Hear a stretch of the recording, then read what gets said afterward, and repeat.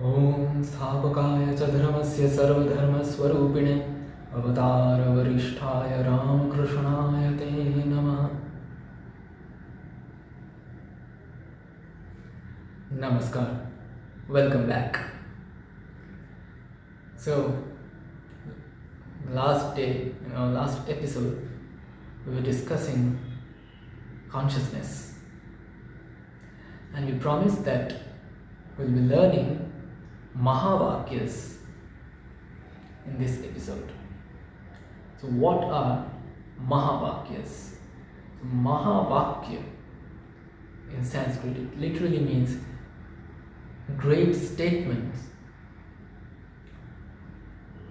What are these great statements? So, in the Advaita Vedanta tradition, we have taken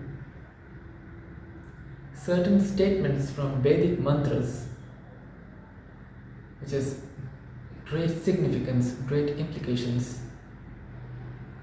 Thus, we call them Mahāvākyas. So, what is this great significance all about in these statements in the Vedic mantras? So, to know that, let's first learn the definition of a Mahāvākya. So it says, Brahmatma Aikya Bodhakam Vakyam iti Mahāvākyam. A statement whose purpose is establishing the identity between Brahman and Atman, to show that Brahman and Atman are one. That kind of a statement is called a Mahāvākya. And what has been done in the Advaita Vedanta tradition is they have taken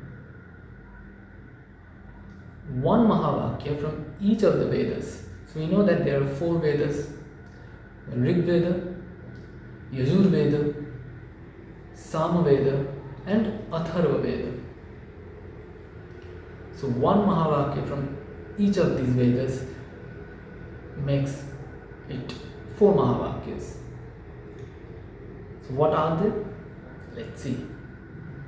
The first one is from the Aitareya Upanishad of the Rig Veda. And it says, Prajnanam Brahma, which means this consciousness is Brahman.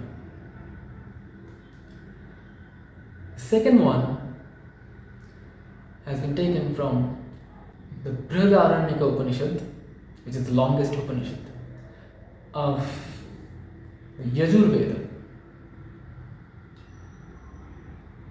And it states, Aham Brahmasmi, I am Brahman.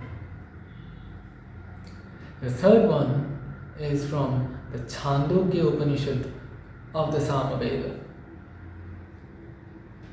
And this is also a popular one. That is Tat Tvam Asi. You are that. And finally, the fourth one is from the Mandukya Upanishad of the Atharva Veda, which clearly says, I am Atma Brahma. That is, this self is Brahman. You see, the definition itself, the identity of Brahman and Atman. So, if you look at it closely, the last 3, Aham Brahmasmi, Tattvamasi, I am Atma Brahma. This goes hand in hand with the definition they have provided. The self and Brahman are one. It clearly states that. But the first one is Prajnanam Brahma, which means consciousness is Brahman. Here, nothing like I, you, or the self has been used. Any such word hasn't been used here. And how does it go with the definition? The definition is of course correct. It only says consciousness is Brahman. And that takes us back to those mysterious questions that arose in the last episode. Like, what is this consciousness?